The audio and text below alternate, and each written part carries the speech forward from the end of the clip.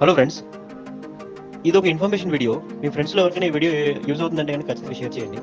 And next ఈ వీడియోకి వచ్చేసరికి ఈ డిస్ప్లేలో ఇప్పుడు మీరు చూస్తున్నది ఏదైతే ఉందో ఈ ఎల్ఈడి డిస్ప్లే ఫెయిల్ అయిందనమాట. ఎప్పుడైనా సరే ఎల్ఈడి డిస్ప్లేస్ ఫెయిల్ అయినప్పుడు, అంటే ఏదైనా డ్యామేజ్ జరిగినప్పుడు, ఏదైనా ఫిజికల్ డ్యామేజ్ జరిగినప్పుడు, ఏమైనా దెబ్బ తగిలినప్పుడు చిన్న బ్లూ డెంట్ లాంటిది స్టార్ట్ అవుతుంది అనమాట. అది మెల్లిగా స్క్రీన్ మొత్తం స్ప్రెడ్ అయ్యి స్క్రీన్ మొత్తం అయిపోతుంది అనమాట. చాలా మందికి తెలియదు ఏంటంటే ఇది స్క్రీన్ పోయింది అనుకో.